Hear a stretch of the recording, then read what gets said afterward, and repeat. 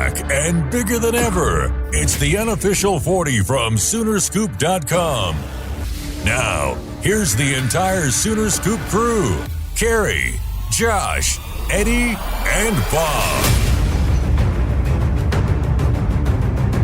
All right, we are back. It is the unofficial 40 podcast. Hopefully, it will podcast everything this week, unlike our last podcast. It didn't go to iTunes or to Spotify, so we apologize for that. There are only certain things that we can do in this world, and telling Apple, major billion-dollar corporations, we can't really tell them what to do. So, sorry for that. Hopefully that will all be fixed this week, and we welcome in from San Antonio, Eddie Radosevich and Bob Przybilla, who have been down covering practices and press conferences leading up to Wednesday night's Alamo Bowl. And I guess, I'm flying blind here. I have so many questions for you guys. First off, just getting to go out and see a little bit of practices, what has that been like? Just seeing is it been strange? Has it been weird with the coaching makeup out there? Just real quick before we start, I just wanted you to know that the last podcast is not up, Carrie. I don't know if anybody brought to your attention. It is up. It's just not up on iTunes and Spotify. Yes, I did fight with people last night on the message. Why did you not put it up? Making sure. I didn't know if you had become aware yet. All right, you all are going to Chile. No, it's been weird. I mean, Bob, you were out there for 2 days. I only went out there on Monday, so it was a short period, but at the same time, it wasn't too bad. I think it is kind of weird that there are some very unfamiliar faces out there. I guess is probably the best way to say it. Yes, you're looking at jersey numbers that you haven't seen before, and you're not sure if they coincide with the guy who was supposed to have that when the season first started. But what's weird is you hear about all the Oregon issues, and then when you go out there for OU, it doesn't really feel like there's anything to be concerned about. And I don't know if that's the Bob Stoops factor. Is like those guys really want to play hard for him this one last time, or what it is. But the guys that are there, they feel like they're locked in. Now, they might just be saying all the right things, and we find out Wednesday they don't care. But it appears like they are ready to roll. And that's usually how it happens. Like, everybody says the right thing, and then they get out there in the game, and you're just like, yeah, they're not into this. Like, the other team scores a couple of quick scores, then all of a sudden it's just like, okay, well, that's it.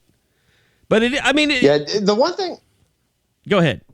Oh, I was just going to say, the one thing that I don't think will be a problem for Oklahoma is like the motivation factor. I think that there is some type of pool just as far as playing for Bob, playing and ending kind of this bullshit season the right way.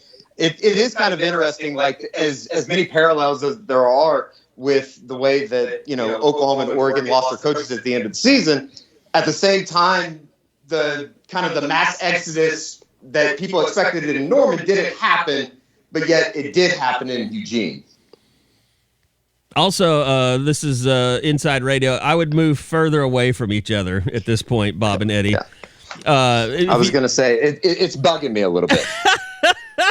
They are both on Skype in the same hotel room. I imagine Pearl would want none of Bob doing his show in their room. You got it. And you're going to SeaWorld today? Is today SeaWorld Day, or has happened? It is indeed. This is SeaWorld Day. We are fired up. Oh, God. You are from your family is that family that lives for special days like today, like Disney World, yes. SeaWorld. Absolutely. This is the Super Bowl. And it should be noted that I offered Scoop HD services to come along and document the entire trip, but I think it was turned down. 100%. It would have been turned down. 100%. Yes. And this is why Bob is a better father than I am, because I'm like, I hate all of this. I hate all of it so much.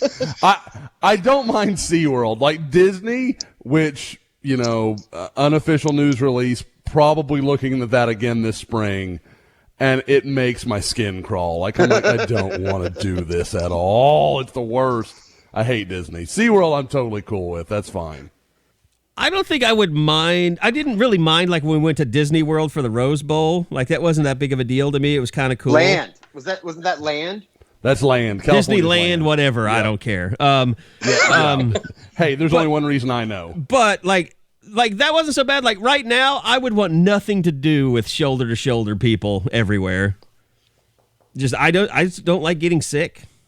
Carrie, your nightmare, I think, is the Riverwalk because it's mariachi bands everywhere. Like every restaurant has its own mariachi Oh yeah, band. it's awful. It's awful. I mean, Barry Trammell and I were eating dinner one night, and I told the mariachi band to go away, and he looked at me like I had just shot a baby in the head. See, you guys are living the good life. I'm usually down there, and I will be down there the next week when they've drained that thing and it stinks to high heaven because it's just like fungus that's starting to dry and die. It's just cell phones and bicycles everywhere. Yes, it's just disgusting. You don't want to be anywhere near the Riverwalk for that whole week.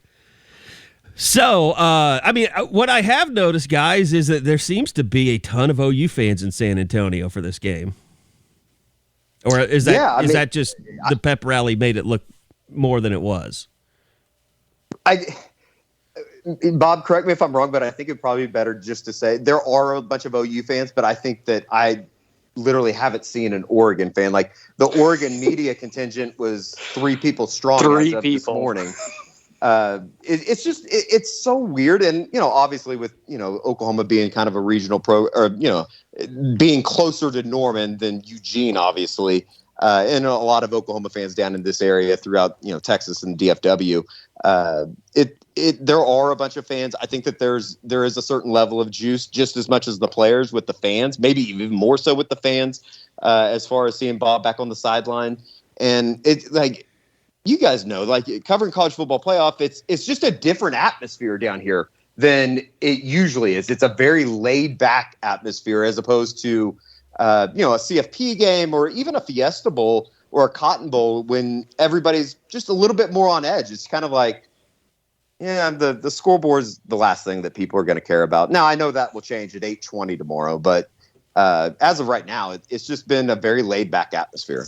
Yeah, I would say even Bob Stoops. I mean, you had Pat Fields tell us they negotiated their curfew. Like, I mean, it's a different vibe here, and I think what you always have to remember about these bowls is you feel like you fall into it. You don't play your way into the Alamo. You lose a championship game and fall back into it. And if you're Oregon, you've done that. You've lost your coach. I haven't seen like one green shirt here so far for the Ducks, but it makes sense. This is one of those bowls that you didn't make this surge to get there. You had greater expectations and you fell way beneath them. Well, let's face it, we're from Oklahoma too. If you're from Oregon, you're probably afraid to leave your house. I mean, just. The precautions that are taken the further you go out west it's just life. It's just the way things are. So I'm sure a lot of Oregon people don't want to travel right now. I could see that. Like some of the, and that's why Pac-12 is not a real football league. Oh, that's why that's not like a real part of the country. Just eliminate them completely, blow it off the face of the earth. Okay. Not literally. Just deleted for politics. No, it is interesting though, Carrie. Like in listening to like Brian Odom talk this week and Cale Gundy talk this week, like it's kind of a cool look into how excited they are just to be able to call their own plays. Like, I mean, when Cale Gundy throws out the name Watson Brown yesterday, talking about like that was the last time that he had called plays in a practice setting. It's just it's fascinating to me, like what this team's going to look like. And what we've been familiar with over the last 7 years. It let you know that Cale Gundy is a man who is now in his 50s. Basically. When you start invoking the name Watson Brown, like, wow, that's a lifetime ago. I completely forgot that he even spent time at UAB, let alone coached running backs and wide receivers down there, or quarterbacks, one of the two. How many people are making the decision to continue to listen to the pod and Google who the hell Watson Brown is? And if he's any relation to Mac Brown. Or pausing. Yeah, exactly. They're like, Watson Brown, that seems sort of familiar. Mac and Mel's brother. He was OU's offensive coordinator back in the day. Crazy. Okay, so you guys kind of mentioned it. Is it gotten, I mean, like, I think there was a point where Bob was like, yeah, this is all very weird. Like, has it gotten less weird now as you really get the feeling like you know there's going to be a game? Yes, and that's, you give credit to the Oregon coaches the last two days. Started defensive coordinator yesterday saying, I don't care what 11 I've got, I'm putting them out there. Then Brian McClendon today, like, okay, we're going to be down, guys. That's fine. We still want to play. Because what it felt like when we were going to the OU press conference yesterday is that not only was Oregon down players, they didn't want to play. Like, they were looking to try to get out. And after hearing the coaches, like, well, I mean, maybe inside the locker room there's some guys that don't want to go, but they're given the impression that they actually do want to play this game. Like, they're not putting this out there like, oh, we're down this many guys to foreshadow when they cancel. Instead, it's like, that's just the fact of the matter of where they're at, but we're still going to give you everything we got come Wednesday night. There was growing sentiment around like 1:30 yesterday. It was like, is this game going to even be played? And I think by like 3:30, even closer to maybe 4 in the afternoon, after Oregon got done with their availability setting, it was like, okay, I think unless something drastically bad happens, and unless they get popped with a bunch of COVID tests in the next 24 hours, I think everything's going to be pretty good. We could send you guys to the Barstool Bowl. I mean, if this falls through.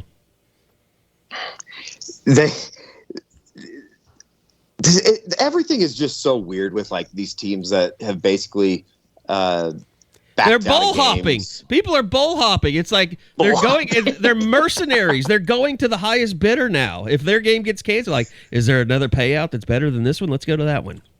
And sending Eddie to the Barstool would be like sending Baker to the Rose Bowl several years ago. Like, he's never coming back. He's never coming back to Norman. You'll never see him again. Isn't it? I don't think I'd fake a flu and then get married to a Instagram celebrity, though. Fake a flu. I totally forgot about that. He was sick. Telling you. Baker and Eddie, I feel like they're on the rocks right now. It's just it's weird real estate. Yeah, it's been surprising that Eddie has not wholeheartedly supported Baker. Well, I don't think we're going to get to the over win total this year, so it's just money out of my pocket. Maybe Baker will pay you back. I don't think that'll happen. It's definitely going to hurt. My other guy, Kyler Murray, plays for a loser ass head coach. I mean, it's in shambles right now. My life's in shambles.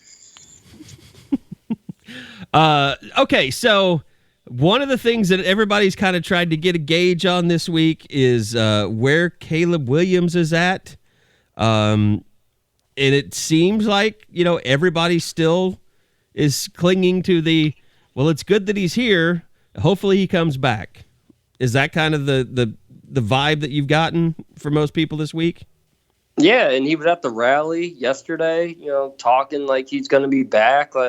I guess I still think he's going to announce something. I think he knows, he's smart enough, he's business savvy enough, he has been, him and his family have been the entire time, to know what that would generate, what that would mean. But you talk to other players, it's almost as if no announcement is needed because they feel like he's coming back. And as huge of a shock as a little bit Lincoln Riley leaving, I almost feel there's some people that'd be not as shocked, but it'd be pretty shocking if Caleb left after everything that he's been through this last month and still feeling like connected to the group. It's not like he's there, but he's not there. It feels like he's been all in with every activity that they've gone through. And then if, we find out Thursday morning when we're driving home, oh, I'm hitting the portal, like that would be a crushing blow.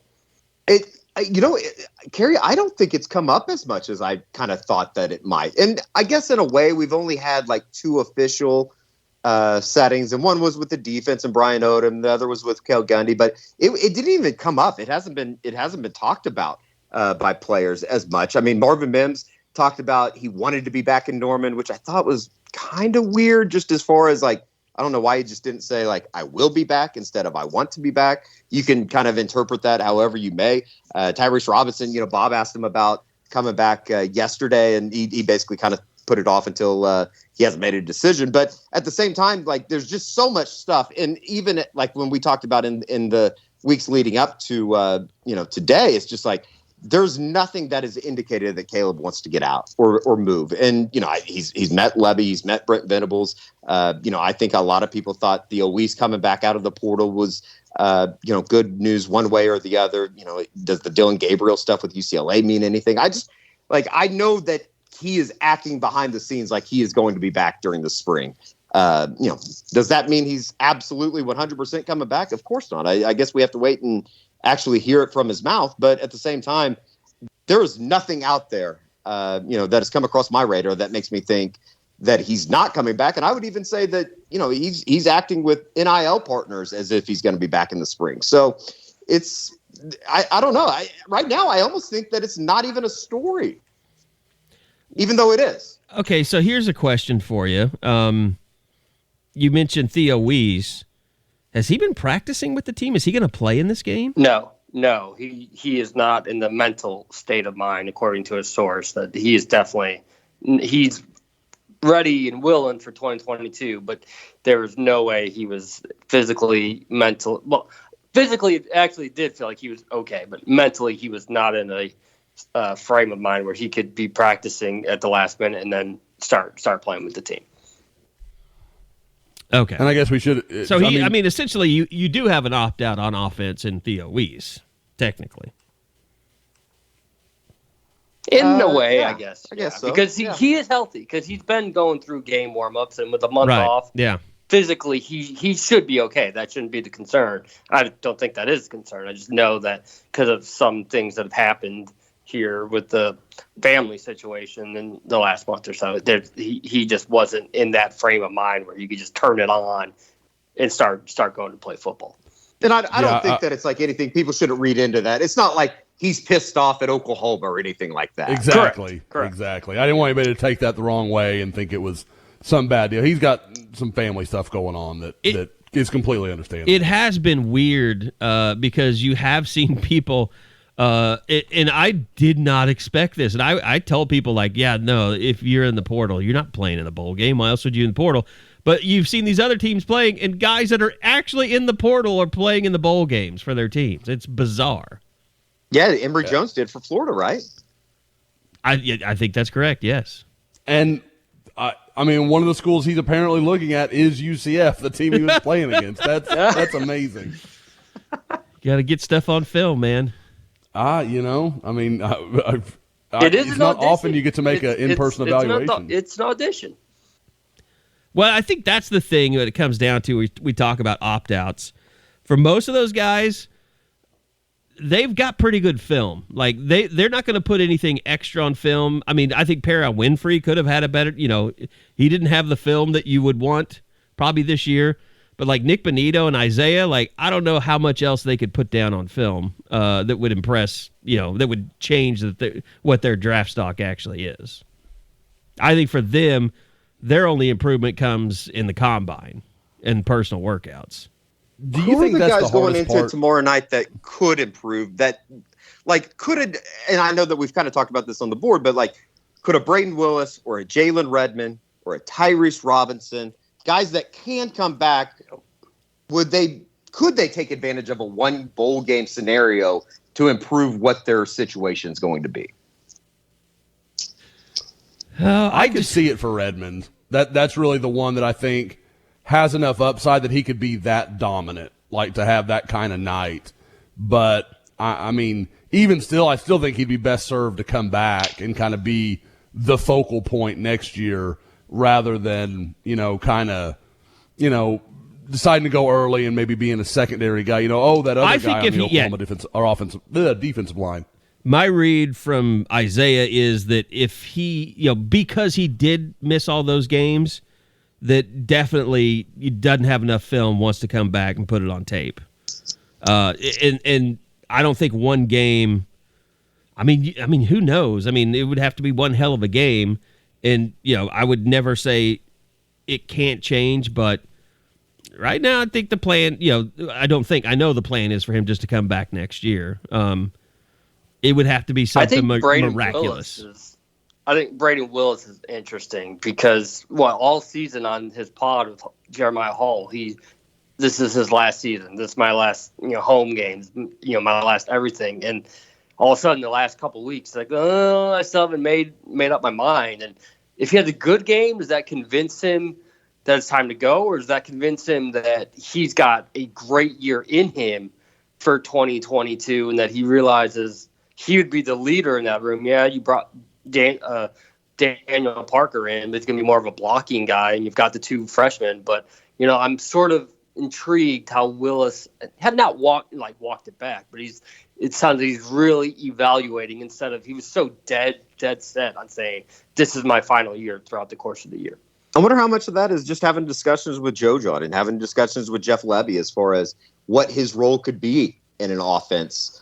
Not only in the bowl game, who, really outside of, Jeremiah Hall, but I mean, he's going to be kind of I would imagine a big target for Caleb Williams on Wednesday night against Oregon. I wonder how much of that is them saying, hey, come back, put together a really good season in 2022, and you could really help yourself. I mean, he's the one guy that I think out of everybody on that team, when you talk about talent that hasn't been realized, to me, he's if he's not at the top of the list, he's top 3. I just think there's so much there with him as an athlete that we haven't seen. I do too. Or maybe there's not. I mean, maybe he would have shown it by now if there really was that much talent. That entire H-back room is fascinating to me to a certain extent, because I think at the beginning of the year when we're doing like a season preview and we're talking in August about like what this offense is going to look like, Braden Willis and Austin Stogner and Jeremiah Hall were 3 guys that I think we all thought were going to have massive seasons. And obviously, I think Stogner took a little bit of a step back, never got back to what I think people thought he was going to be. But at the same time, they did flash. They just that whole group never really came together this year. Yeah, I mean, it's just it was a weird year for them, and I think that goes along with Spencer Rattler, having a weird year, not being as productive, and I mean, let's face it, there's a reason Austin Stogner's gone, because things did not work out for him this year, and outside of Jeremiah Hall, you really can't say it worked out for anybody. Yeah. Yep. Well, TBOW just game planning him out of the fucking game. Too busy looking at houses on Zillow in Manhattan Beach. He was busy planning for all those transfers out to USC. Now they're all headed that way, I guess. Evil plot. Just the wrong USC. It got lost in translation. Yeah, it turned out they actually liked Shane Beamer more than they liked Lincoln Riley. That's a fact. Which I can see. I can see why. That seems Shane Beamer's actually a good human being. That it's fun to be around. Like, I think so, you don't question if he's a good dude or not, or even who he is. Like, Shane Beamer's just Shane Beamer. Shane Beamer seems like the classic, I definitely have a beer with that guy kind of dude. So Lincoln Riley's like, does he have an on and off switch? Is he like a android or something? Yeah. Is he a robot like that? He was so stiff personality wise. Okay, so what do we think defensively, missing those guys, how much that's going to have an impact? Or do we think, let me ask you this, what's more likely, that you watch this game Wednesday night and you come away saying, why didn't more of these guys play on the defensive line? Or do you come away saying, okay, that's why they didn't play as much on the defensive line? We'll go with the latter. I think, maybe Jordan Kelly, maybe Reggie Grant, maybe those guys can have a flash or two, but you're going to understand why, the starters were the starters and why that rotation shrunk as we got to the last month of the season. I am excited. There's two. There are two obvious ones. It's Clayton Smith because Caleb Kelly's gone, Benito's gone, so there's only Stripling and Clayton Smith, unless Brendan Walker is really ready to start playing that position again. And then Reggie Grimes. And we've all, that's been one of the obvious ones. And he's been one of the spokespeople for OU, so they know how big he's going to have a role. So those are two guys on defense that just sort of say, kind of like Florida last year. It's like, well, there's some guys that probably been waiting for this shot. Grimes and Smith, your shot's coming Wednesday. Let's see what you do with it. Do we think that Brendan Walker's been concussions? I don't know. He suits up random weeks and he plays special teams. That's been his role. Okay. Yeah, the thing that sucks with not being a big bowl game, we don't get that big media day where you can get anybody on the team to talk to. And I was looking at this earlier. You don't get post-game locker room access either. No, we don't. But it's not Zoom. Yay! But it is like 2 to 3 players, so Zoom would probably be better. Bob giveth and Carrie taketh away. Yep. I like how they say 2 to 3. Like, we can't commit to 3. It might just be 2. The game might be that bad. You don't want to talk to 3. We don't know. The one thing that, like, a prevailing theme throughout the entire week has just been the fact that, everybody that you talk to on the Oklahoma side praises the Oregon offensive line and, how Oklahoma can match up with them on what they have or don't have on the defensive line. I don't think Anthony Brown's going to be somebody that can just kill you through the air, but Travis Dye certainly could rip off some big runs against Oklahoma. There's no doubt about that. This may be just old school. Like, these two teams may just run at each other 50 times. Like, they may just clobber each other, and not because you can't throw the ball with Caleb Williams, but just because we've seen Oregon's front has some trouble when you can be physical with them. I could also see Cale Gundy throwing 60 passes in this game. That would be awesome. Or at least referencing Watson Brown, we can bring back Air Gundy. No, I mean that's going to be interesting to see. What his approach is. I would assume, DeMarco, Cale, they've all been a part of these offenses, and Bob Stoops in charge. Like, he's going to want to be closer to 50-50. I mean, that's what Bob was over his career. He wanted to establish the run. Sure. And he wanted to, make plays in the air. But he just wanted to score a bunch of points, but he believed in you have to run the ball as well. Like go back to that being Lincoln's biggest issue. And that was something that, Bob had to let him work out. But ultimately, Bob was always kind of standing over his shoulder saying, run the ball. We got to run the ball. I think everything that Cale is, he's that because he's been under Bob Stoops for so long. I think he's going to know that Bob wants to run it and throw it. So I don't think we're going to see 60 throws, 60 passes. I really don't. Gabe and Teddy have definitely hinted towards the fact that, with the formation of this offensive game plan, Cale's really leaned on Joe John Finley as well as Ty Darlington and trying to get up tempo, maybe run a little bit more than Oklahoma did a little. And I say run, just being more up tempo, quicker, fast pace, maybe more what you're going to see under Levy. And I do find that kind of fascinating. Like, I just want to know, like, how different this thing is going to look. Will you be able to tell?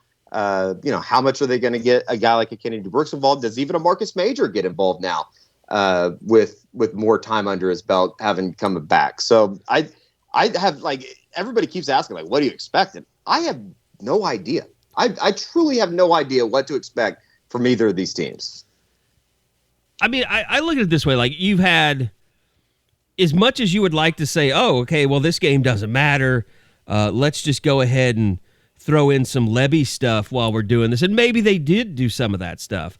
But you don't really have a lot of time. You've had, 3 practices before they left, 4 practices? I don't think it'll be like wholesale changes, but little things, maybe going more up tempo. And it'd be kind of interesting to know, like, how much Cale has gone to Caleb and said, what do you want? Like, what do you like? Let's get a little bit more of your say involved as far as what you're more comfortable with. At the same time, I think you can. What if they go out and Marvin Mims has 20 receptions? It's like this. You might as well.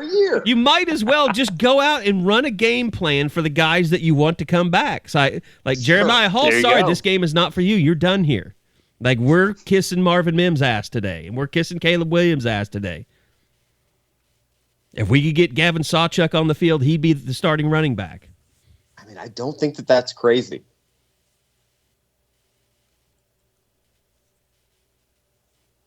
I mean, I don't know. I think we're making it too complicated. They're just going to go out there and see what they can do, what they can execute. And I'm sure that, they've got a good plan together, but at the same time, it's a whole different deal. And it's who knows how chaotic it's been at times trying to put this all together. I mean, you have two new coordinators. You have a new offensive coordinator, new defensive coordinator.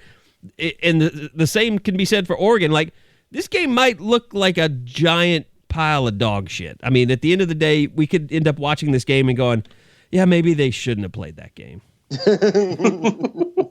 I mean, I think there's a better chance of that happening than we look up and it's like, that was the best 7 overtime Alamo Bowl I've ever seen in my entire life. Which, if that happens, the game might not get over until like 2:30 in the morning. Wow. Yeah, it's only going to end at midnight to begin with. I mean, I don't know what we're going to see tomorrow night. I think there's also a chance it could be like, 50 to 40, 50 to 52 to 48 or something like that. I mean, it could just be a track meet. This feels like an NBA All-Star game waiting to happen. A Pro Bowl. Just no defense, just people running up and down the field, crazy plays. That feels like what we're going to get here. Because these are two teams with a lot of talent on offense. They can absolutely score. What was it that Bob said at his press conference this morning? Like, they figured it up, like the coaches were going to like 7 or 8 different schools. Yep. Yeah. Like after this game. Two staffs. Yeah. Yep. Between Miami, USC, Akron, and Nevada. Because Ken Wilson's taken over the head coaching job at Nevada for Jay Norvell.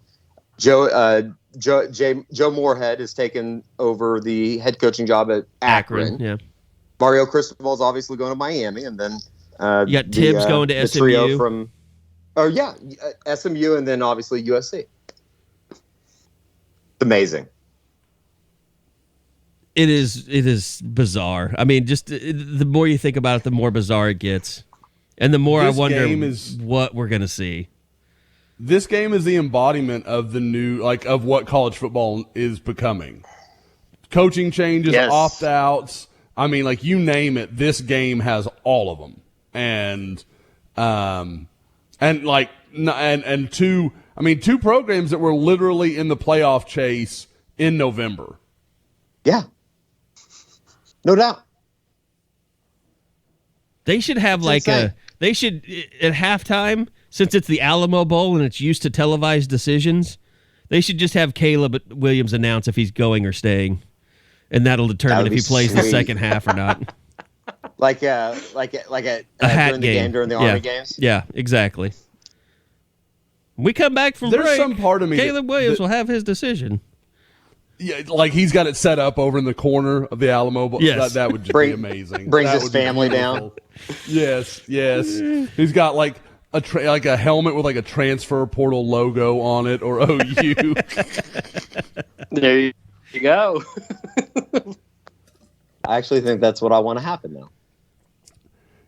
I do wonder, guys, is there a part of you that feels like he's waiting for something, like in the post game, they win and he's gonna have something. Something. It feels like Caleb is smart enough to maximize that moment rather than I'm just gonna do it on Twitter. It feels like if they won or something, or he did it he had a good game, he'd know okay, this is a moment I could do this. He's gonna introduce. If OU wins, he might get interviewed by a sideline reporter this time around. He might do it on TV. Oh, that'd be amazing. Do the Sam Ehlinger on the podium. Instead of "We're back, I'm back." Him announcing that he's not going with Lincoln in the first interview he's ever been able to give because of Lincoln's rules. That would be unbelievable. Be a nice big middle finger. Yeah, he doesn't say anything. He just gives the finger to the camera. Talk about a gateway gesture. And then he just he has to say something. Down. He has to say something. Yeah. He has to be like, that's for you, TBOW. TBOW. TBOW. I think I'm saying TBOW. You guys have seen there's a thread on the board that is voting. There is. There's a poll. The proper, is it TBOW, who Carrie's the only one that I know that does it, that says it like that. And then there's I'm trying to pay respect to Bob Tebow. And I are on. I mean, Tim Tebow, he circumcised children in the Amazon rainforest. I mean, you With can't cameras disrespect on him. I absolutely can. Absolutely can. You were at the 2008 National Championship. You know full well you can with the way the Florida media treated it. No, you cannot. That's what we learned. Don't worry. You cannot say that Tim Tebow would have been the 5th best passing quarterback in the Big 12 that year, which was an absolutely true statement. Just look at Tom Brenneman say, spend 5 minutes with him. He'll change your life forever. Oh, my God. That's right. Chase Daniels had a longer career. What are we talking about here? Wasn't he the guy that got canceled for his comments about gay people? Brenneman was. Oh, no, it wasn't Brenneman. It was, I can't remember who. Maybe it was Brenneman. It was. Doing the game. Yeah. Was it? Nick Castellanos with the deep ball. Yeah. There's a long fly ball. Yep. There's a long fly ball.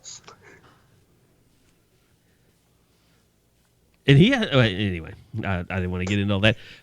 So, by the way, maybe Caleb Williams will announce that he is coming up with a rival sock company to Dead Soxy because he will lose. DeadSoxy.com, go check him out. Use that code BOOMER for 20% off. I know. What was the best Christmas present you guys got this year? Anything? Did you even do Christmas? I thought the bench that I got from Stadium Memories was pretty cool. With the he goes and takes like the benches from the stadium. Mm-hmm. It's kind of cool. I mean, it's definitely something that I'm going to put a bunch of clothes on when I get it into the COVID compound, but it's going to be awesome. I got a new suit jacket, busting it out. Oh, very nice. Like a charcoal type. I like. Oh. God, Bob's such a pro's pro. Like, he's like, I need this jacket for all the work stuff I have to do. I'm like, I want tools. I want to work on wood in my garage. Thanks. I want to work on stuff that no one's ever going to see. Seriously, ever. Actually, I saw the bunk beds. You needed tools for that. Yeah. Mine was no question. I got a table saw that I'm pretty excited about, but that's literally, saw stop. Like I said, yep. No. It's a DeWalt. I've never had a table saw before, so it's like a contractor saw. Mm-hmm. Yep. Okay. Yep. I started from the baseline, so they have good fences on those. I'm pretty pleased about it. So, but yeah, that was kind of one of the highlights. Again, I can't even remember. It was either birthday or Christmas. They all kind of run together when your birthday's a week before Christmas. So, or what? Bob. 3 days later, 2 days after, yeah. Happy belated to Bob, to everybody out there that forgot to wish it to him, message him on Twitter now, bombard him while he walks around SeaWorld.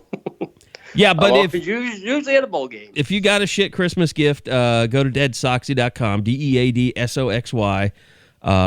Check out the college collections. Look at Oklahoma. Great socks. Put in that promo code BOOMER, and you'll get 20% off of your next order. So the Maker Bayfield's still in stock, so those will be some great game day socks. Go get them while you can. And appreciate our partners at Dead Soxy for taking care of us here on the pod and with our socks. And Bob, you'll probably look a lot better wearing that suit with your Dead Soxies on. So there you go. I brought a pair. Very nice. Okay, Josh, is there much going on? I mean, with all the staff changes and things, I mean, we've seen we got a portal edition. Portals and Canick finally decommitting. That happened after the last show, right?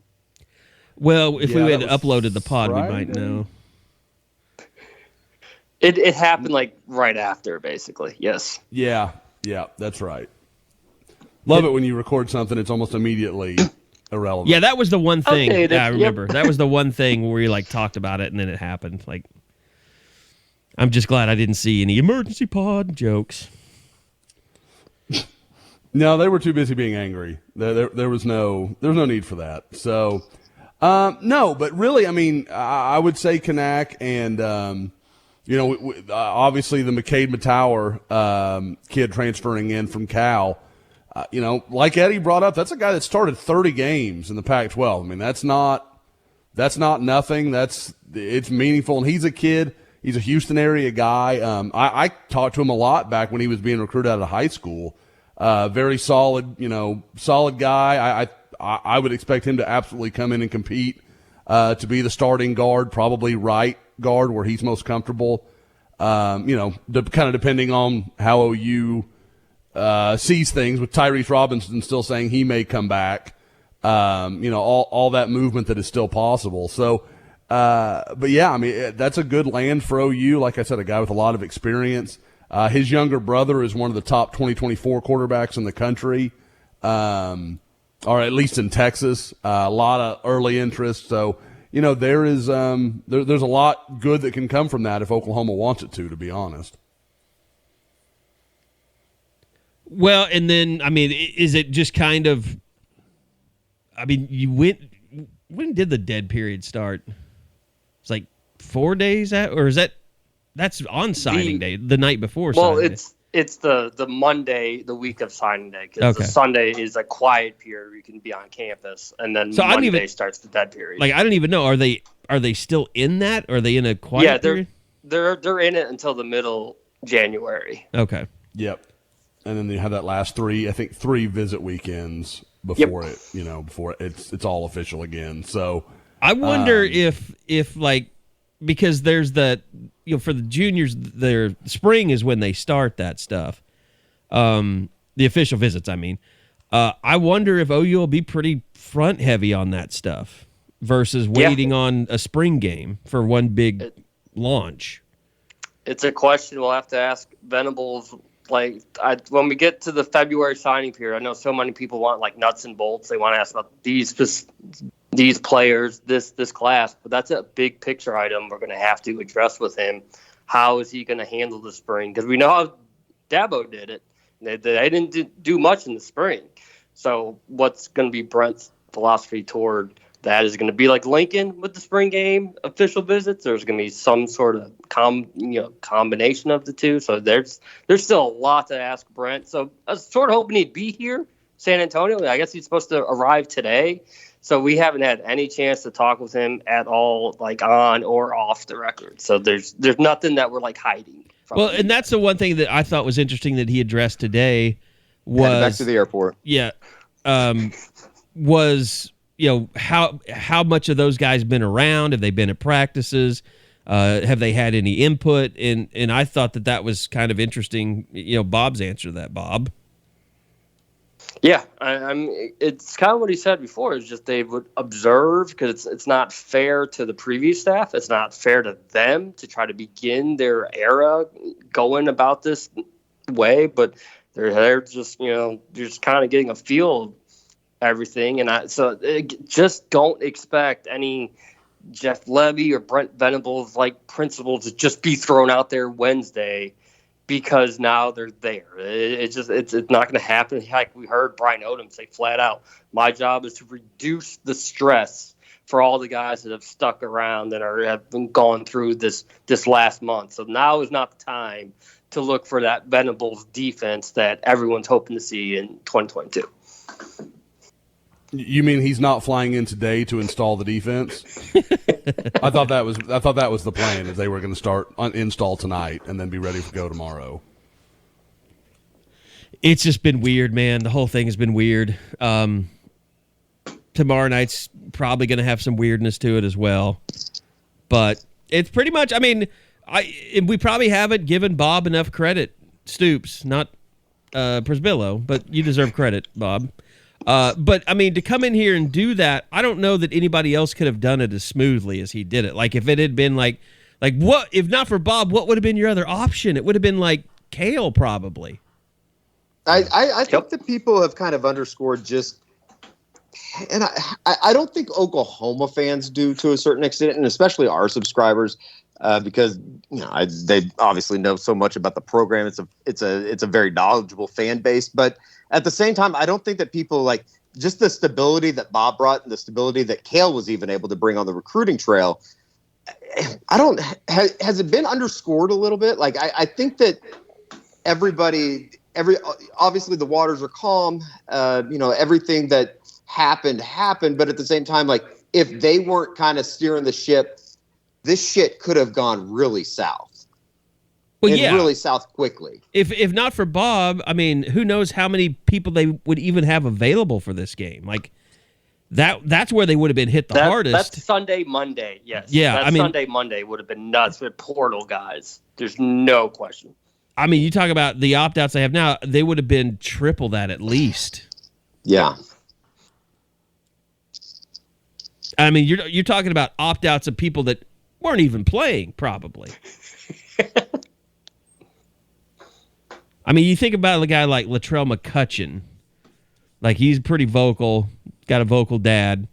Like, that's one thing. Like, that's the perfect example of a guy I could have seen, like, just going south and him just being soured on OU and just saying, I'm out of here. Yeah, there's a lot of guys that you could have made the argument to me before, everything kind of stabilized itself that you go, yeah, I could see him leaving. Like Bryson Washington's a perfect example. Yeah. McCutcheon, like you said, a bunch of those guys that you kind of felt like got screwed over a little bit by, whether it be Grinch or Roy Manning or whoever. It seemed like Bob came in and at least gave him the thought of just let everything play out. We'll see, see who they hire. And then obviously they hire Brent Venables. And I think for a lot of those defensive guys, it's almost invigorating to see what is coming into the program, even for the cornerbacks that, don't know who their coach is going to be. Or it's just like Woody Washington announcing that he's coming back. It's like, if you hadn't hired Brent, that probably doesn't happen. Like if you'd hired an offensive coach, I don't know how many of those guys would want to come back. And I thought what Stoops did a great job is knowing what type of message needed to be sent to what type of players. You talk differently to the seniors than you do to the freshmen. It's like he knew how to be a counselor first for every single person and address their needs instead of just like this blanket statement to give to the team. So it's just a tremendous being in the trenches. That's how I framed it last week. We wasn't just the public face. He did everything humanly possible to help this program in that moment and still going forward. That's almost like I can believe it, but it's not strange, but it's interesting that Bob can still say like Lincoln is still his friend. He's still friends with Lincoln because it was as bad as it was. And I don't want to rehash stuff, but like just going through this in my mind, like the reason it was so bad and potentially bad is the way that Lincoln left. Like there was a lot to clean up. Like he left a mess. He can say whatever he wants to say publicly. I think we know privately it was a little bit different. I mean, just look at what the shit that Mark Stoops said. You can't tell me. No, absolutely. You're right. Yeah. Like it's not all, he can try to move past. And I think that's one of Bob's great qualities is that like, he's just being a leader for the university and the program as far as like everybody needs to move on. But I guarantee you get a couple rock and roll tequilas and Bob, he's going to still tell you Lincoln can himself. He tried to burn this thing down.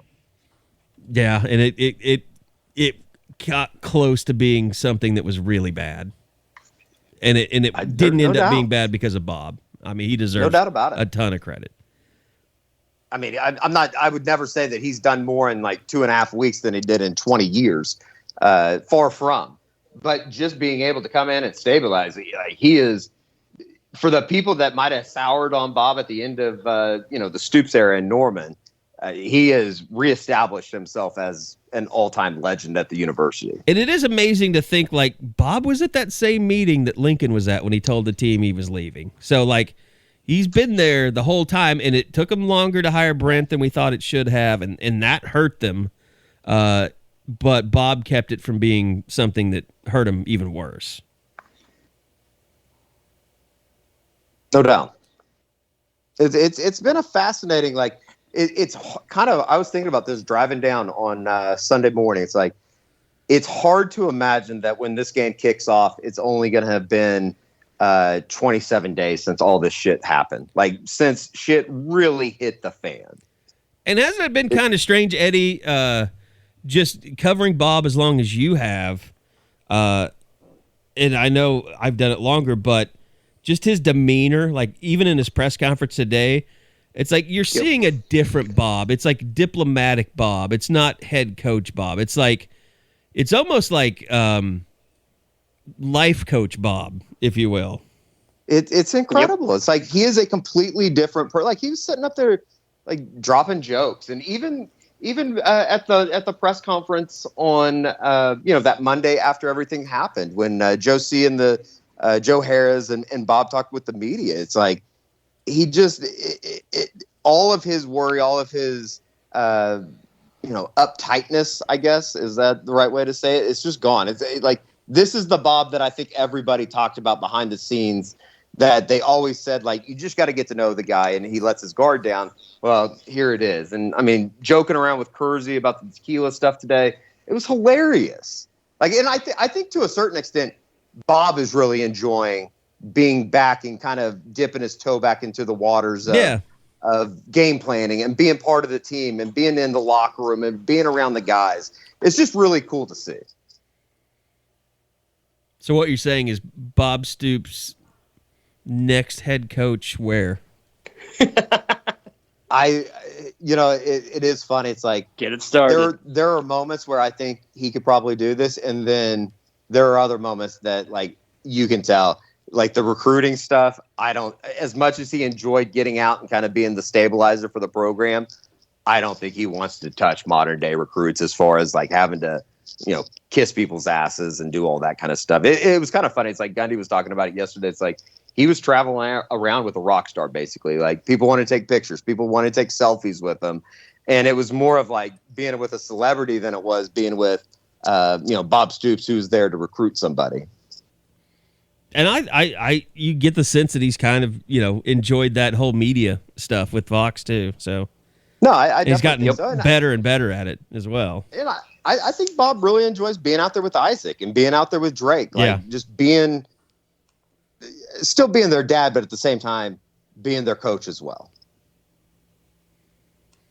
Yeah, and we had talked about it too. Like, you have to have a persona as a head coach that's not, it is a little bit more distant. You do seem a little bit more like a authoritative figure. And he just doesn't feel like he has to do that. Like, that's not his place anymore. He can just kind of enjoy it, and I think you see that. It's been pretty cool. So, outside of anything really of interest in San Antonio? Have you had any good food or anything? I do want to see him lose his shit on Wednesday night. Like, at one point in the game, just absolutely lose it. But I don't know if he can get there. Like, I don't know if he'll get that jacked up. The competitive juices will definitely be flowing, but obviously not on a player, but like maybe on some like poor line judge or something. I don't think there's a question. He will get fired up at somebody for something. And it might even be heck, I mean, he might get after Caleb Williams more than Lincoln Riley's ever got. Although, I don't know, Lincoln Riley he's gotten after quarterbacks before in the past. But Lincoln never got onto a player like he would an official. I think, who was it this year that did something stupid? It was a lineman. Tyrese Robinson. That's the most he'd ever gotten on someone. Yep. That's why this program is so soft. Well, Tyrese Robinson almost screwed up the USC deal, probably playing like that. The down payment had already been made on the home.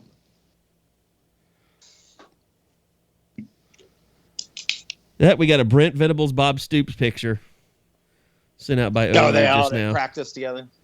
Yep. Amazingly, it's the one that we're not allowed at. No one can trust you. That's why. All right. Anything else you guys want to throw out there before we get out of here? I know you've got SeaWorld. I do. Just real quickly, I'll be in Florida the next couple of days. Oh, here, very nice. Wednesday and Thursday. I mean, who doesn't want to be in Orlando right now? I mean, come on. Yeah. The most magical place on earth. Yeah, pretty enthused about the wide world of sports that I could hang out at for a couple of days. But, fun thing that I get my first look at Jaden Gibson, Javonte Barnes as well. I get to see Kobe McKenzie, get to see DJ Campbell, the 5-star offensive lineman. So it's not as plentiful an OU roster as I'm used to seeing. And obviously, OU fans may not want to watch the game because there's going to be a lot of guys that could have been part of things or, it could have worked out better. But there are definitely guys to watch, and we will keep an eye on that, and just kind of have a chance to see, like I said, Jaden Gibson, obviously OU signee late in the process. He's the kind of guy that could have a big game this week. Big physical outside receiver. And then Javonte Barnes will make his announcement during the game on Saturday, so should be a lot of fun. It definitely, just as far as the Javonte Barnes stuff goes, it definitely feels like the DeMarco Murray stuff is kind of cool, doesn't it? Since the last time that we talked, everything still feels pretty confident with Barnes in Oklahoma there.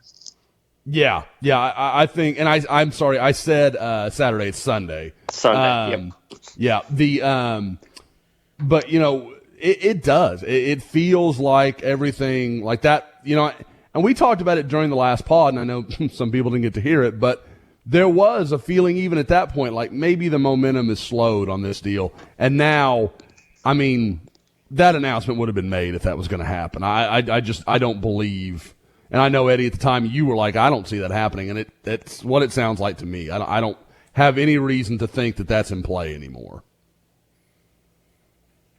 Well, are you interested, just as far as Jaden Gibson goes, it's so fascinating to me that he comes on the Oklahoma radar in basically a 72-hour period. You went from, not really thinking that you had any chance, and then all of a sudden he's signing with Oklahoma one day later.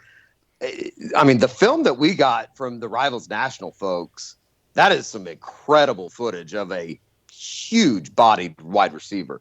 Do you go in with any expectations? Are you going to be surprised, or are you looking for anything in kind of his game? Yeah, I want to see. I like any guy. I guess I'm pretty predictable. I want to watch his feet. That's one of those things that's really hard to see on tape. You can say, "Oh, that looks good," or "This looks good," but when you watch a guy move, and especially a guy big like him, he's going to be facing some really good corners. And I mean, he's from South Florida. He's played plenty of good high school talent, but I want to watch him work against some of these quick corners that are going to play him aggressive. How does he deal with that? Can he use his body the way he wants to, or the way he'll need to? Because they're going to be quicker and faster than he is, but can he shield them away? Can he do some of the things that he'll need to do in the college game when he's not going to be able to just outrun everybody? So we'll watch that. But I'm very interested to see that with Barnes. I just want to watch him. Running back's hard to evaluate in practices, but you just want to watch, how tough is he? Will he lower his shoulder? Will he do some of those things? Even in drills, I just want to watch him work and kind of see what his mindset really is, where he's, what his level of, I guess, readiness, for lack of a better word. There's so much bad about evaluating running backs in a camp setting. The one good thing is that you don't have to watch for long, and just because you get pretty much all you need to know just by watching guys run through bag drills. Okay, that dude has seriously good feet, or okay, he's a big dude, but he's a step slow, compared to. It's just I think the only running back where I was just holy shit, this kid is something is probably Joe Mixon. Outside of Adrian Peterson. That's the guy I remember you and Eddie coming back from and just being like, holy crap, that guy's unbelievable. And it wasn't because as a runner, just he was probably the best receiver on that field in a 5-star event. That's the best 3-day camp performance I think I've probably ever seen out of somebody, was Mixon in Chicago. That's still just such a weird. I still remember the one-handed catch on like the far end of Soldier Field. It was just like, oh my God! Like who is this guy? Yeah. How does he do it? It was like the one-handed catch that he had in Lubbock, in Texas out Tech, in the flats. Mm-hmm. He's just. Well, he you was guys just weren't amazing. alone. I think he was like a fringy 100 guy at that point. Ended up like number 8 in the whole country, and I think he became a 5-star after that camp, if I'm not mistaken. But yeah, I mean, I remember seeing Leonard Fournette, he was impressive and he was big, but I was like, well, he's just not quite Adrian Peterson, and like everybody was making him out to be the next coming of Adrian Peterson, and his career's, he's been a great NFL player, but he's still not Adrian Peterson. Like that's the margin of error that's impossible to really figure out when you watch those guys in a camp setting. Yep. On tape, all these guys look like holy cow, and then once you can kind of see them up close and you can get a better feel for it. The one great thing about running backs in a camp, at least you're not a linebacker. Linebackers in camp settings is the meanest thing that exists in this world. It's the only things that happen are bad. Like it's just like either you have problems in coverage, or that's it. That's all you learn. Yep.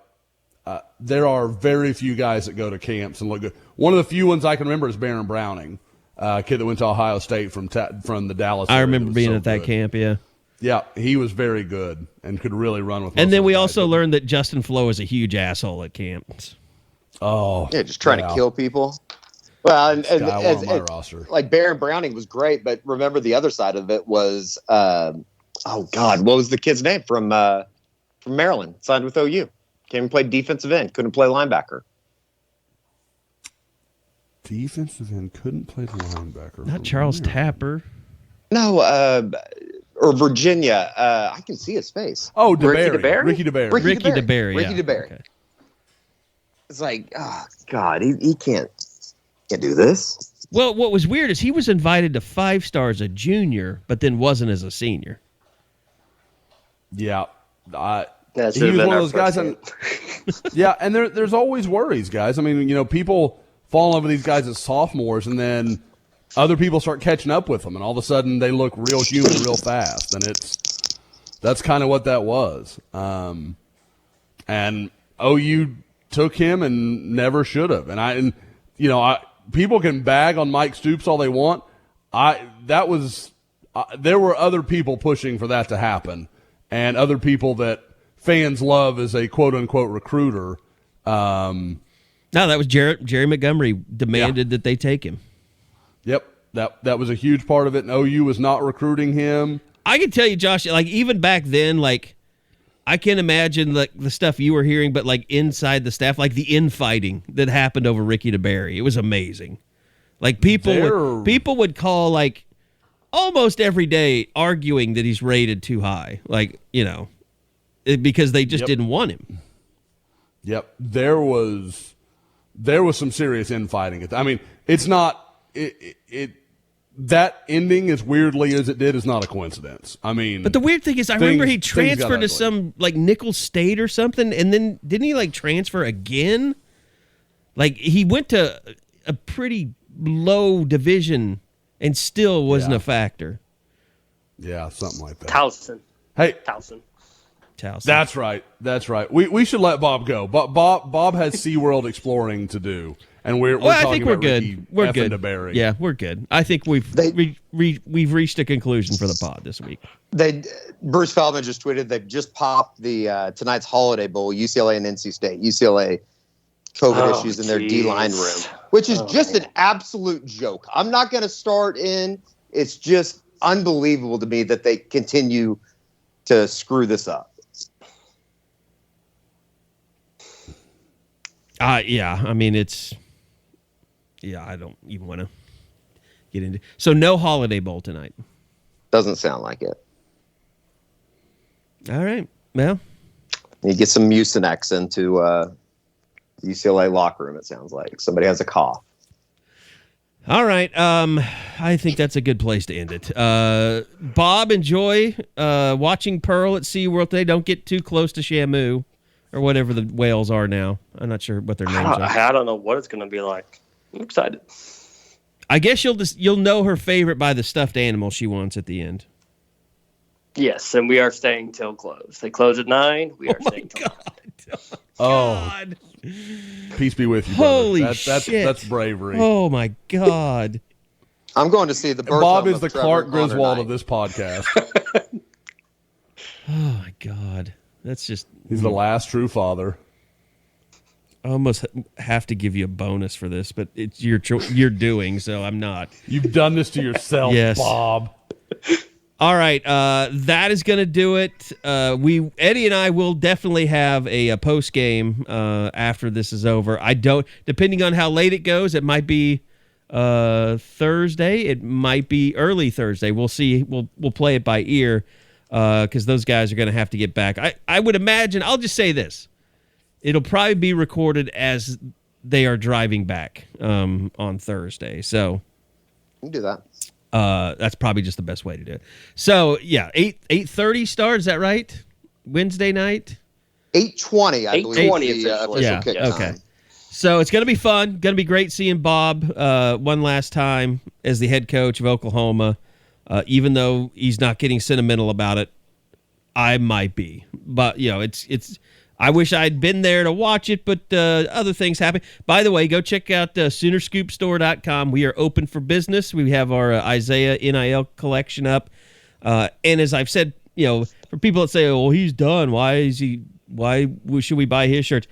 Just do it for us, so we don't go broke. Because this is a thing that we invested in all season long. We worked to get it, released. It was going to be released right after Bedlam, and then all hell broke loose.